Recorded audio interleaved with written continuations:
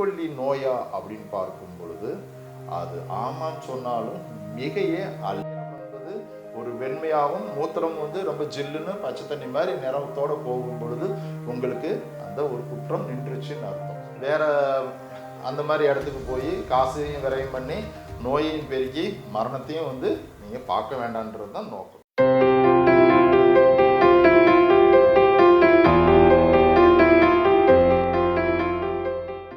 வணக்கம் உணவு மருந்தும் நேயர்களே.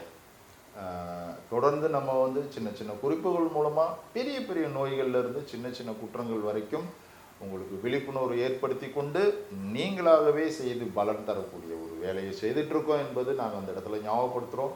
இன்றைக்கி என்ன பார்க்க போகிறோம் அப்படின்னா, இன்றைக்கி இந்த காமாலை அப்படின்ற ஒரு நோய், மஞ்சள் காமாலைன்னு சொல்லுவோம் இல்லைங்களா.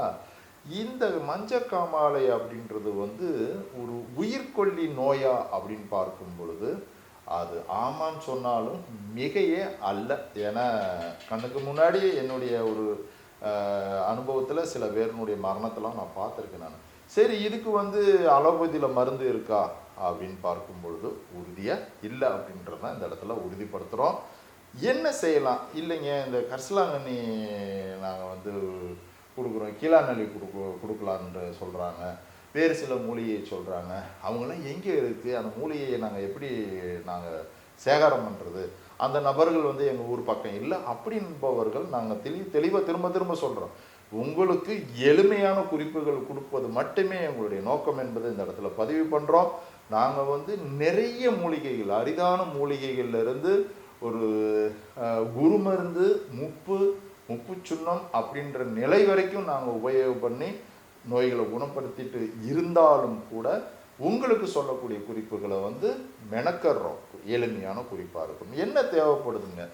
எல்லார் வீடுகளிலுமே இருக்கக்கூடிய வேப்ப இலை. என்னங்க ஒரு மஞ்சள் காமாலைக்கு வேப்ப இலையா? கண்டிப்பாக உங்களை குணமாக்கக்கூடிய வேலை செய்யும். எவ்வளோ?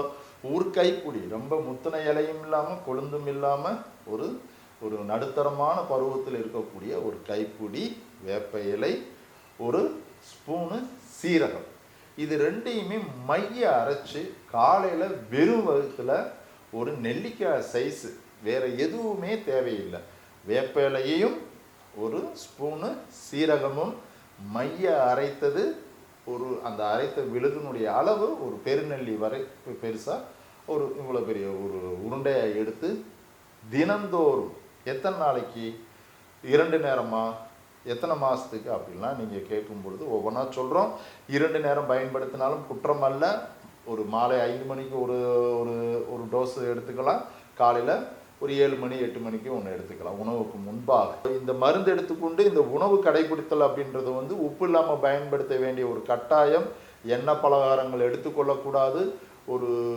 ஒரு 3 நாள் அல்லது ஒரு வாரத்தில் அந்த நீர் பிரிதல் என்பது ஒரு மஞ்சள் நிறம் இல்லாமல் ஒரு கண் நிறம் என்பது ஒரு வெண்மையாகவும் மூத்திரம் ரொம்ப ஜில்லுன்னு பச்சை தண்ணி மாதிரி நிறத்தோடு போகும் பொழுது உங்களுக்கு அந்த ஒரு குற்றம் நின்றுச்சுன்னு அர்த்தம்.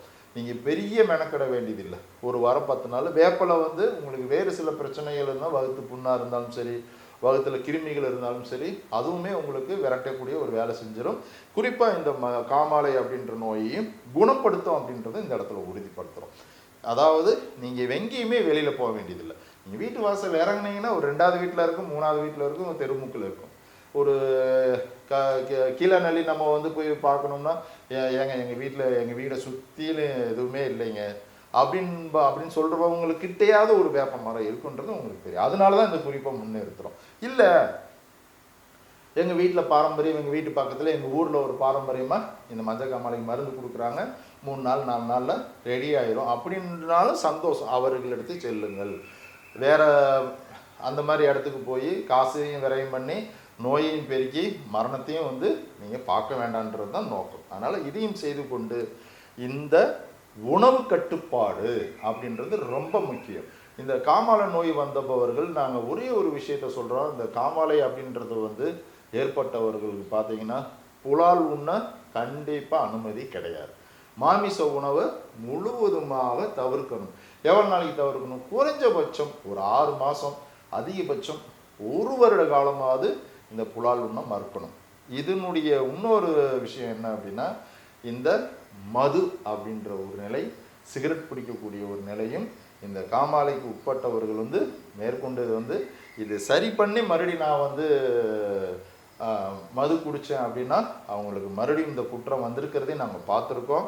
சில பேர் வந்து உணவு கட்டுப்பாடு இல்லாமல் போவாங்க, ஒரு 3 மாதம் நல்லா இருப்பாங்க, மறுபடியும் ஒரு டைம் வரும். ஏன்னா இது பல நேரங்களில் வந்து போகக்கூடிய ஒரு நோயாக சில பேர்த்துக்கெலாம் நாங்கள் பார்த்துருக்கோம். அதனால் உங்களுக்கு முழுமையான தீர்வு எடுத்துக்கொண்ட பிறகு அதை சார்ந்த ஒரு விழிப்புணர்வு, ஒரு கெட்ட பழக்கம் இருக்குன்னா அதை தவிருங்க.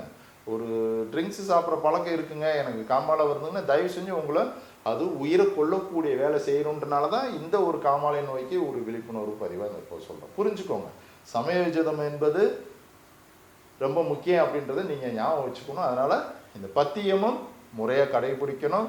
இந்த காமாலை நோய் இருப்பவர்களுக்கு வந்து பசியின்மை அப்படின்றது வந்துடும்.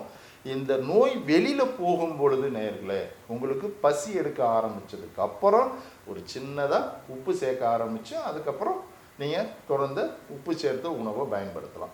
6 மாதத்துலேருந்து 1 வருஷம் வரைக்கும் மாமிச உணவு இல்லாமல் இருந்தீங்கன்னா அதுக்கப்புறம் உங்களுக்கு வரவே வராது அப்படின்ற ஒரு நிலைக்காக இந்த பத்தியத்தை சொல்கிறோம். எப்போதும் போல தான் சித்தர்களுடைய ஆசீர்வாதமும் அடியனுடைய வாழ்த்தும். வணக்கம் நேர்களே.